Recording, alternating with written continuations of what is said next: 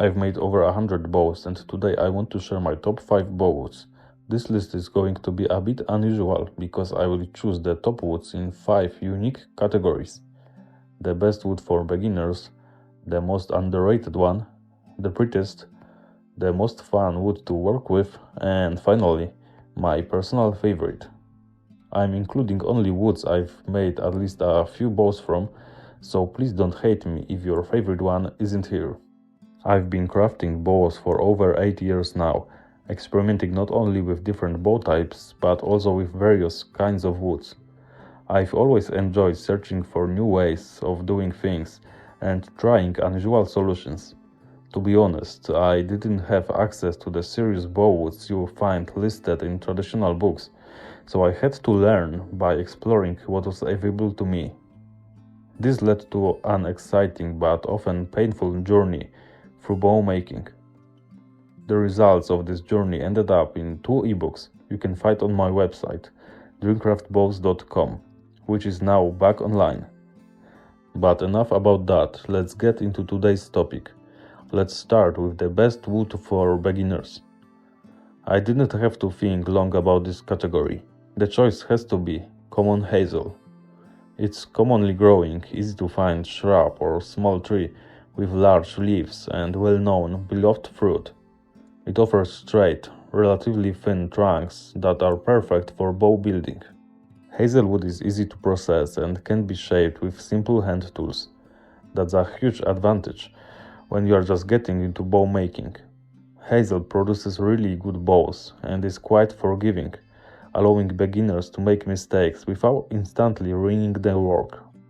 Larger mistakes can lead to compression cracks on the belly, but these are actually great learning experience, showing us exactly where we went wrong.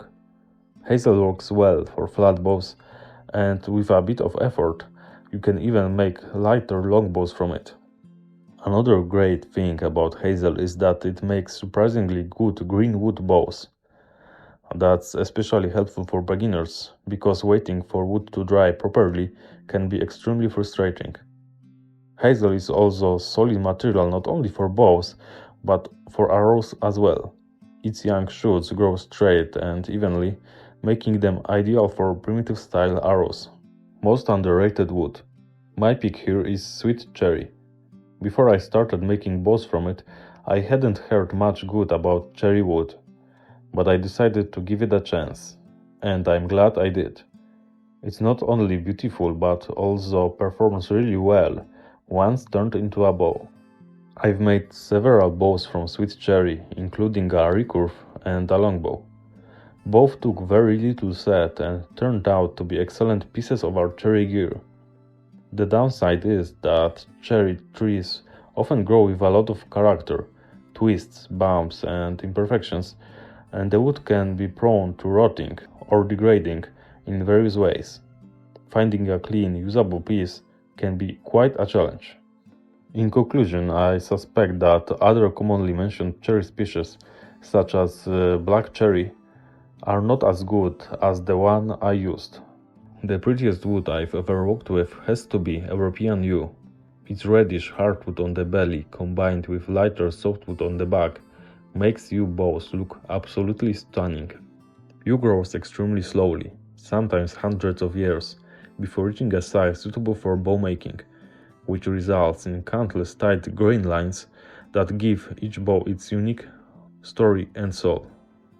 But calling yew just the prettiest would be a huge understatement. In my opinion, it's definitely one of the best, if not the best bow wood out there. It's excellent for flat bows, recurves, long bows and heavy war bows. It has been known and appreciated by craftsmen since ancient times. Yew is truly a magical and precious wood. Now let's talk about the most fun wood to work with, red oak. Let me explain why. Red oak can be bent and shaped extremely easily with heat. Just put it over a pot of boiling water, cover it with a towel, and steam the part you want to bend for 30 to 40 minutes. After that, you can bend it to surprisingly extreme degrees. Of course, assuming the wood quality is good, and red oak often has clean, workable grain. For exactly these properties, red oak was appreciated by sled makers. This opens huge creative possibilities for any craftsman, and especially for bow makers. And here's where the fun begins. You can experiment with different curves, angles, and bow shapes, and red oak will usually handle it well. It's not the best performer, and yes, it takes some set, but it's very forgiving. Based on my experience, when backed with rawhide, red oak can make excellent horse bows. It's also quite easy to work with. And finally, my favorite bowwood, black locust. Its gorgeous golden hardwood, which darkens over time, is perfect for bow making. Black locust is a light wood with extraordinary potential. It's not the best choice for the beginners, because it doesn't forgive mistakes, but once you gain enough skills, it rewards you with beautiful and high-performing bows. Black locust often grows twisted and knotty, so it takes effort to find a clean piece. Over the years, I've made dozens of bows from this wood, and I've always enjoyed working with it and appreciated the results. It also works great with rawhide backing. I want to emphasize here that black locust can't objectively be called the best bowwood. My choice is influenced by its availability to me and my personal preferences. Many of you are probably disappointed not to see woods like Osage Orange or Hickory on this list. I know they are fantastic, some of the best out there, but I haven't used them enough or at all, and the point of this list was a bit different. I hope you understand. So thank you for watching, guys. Please share your favorite bowwoods and check out my website.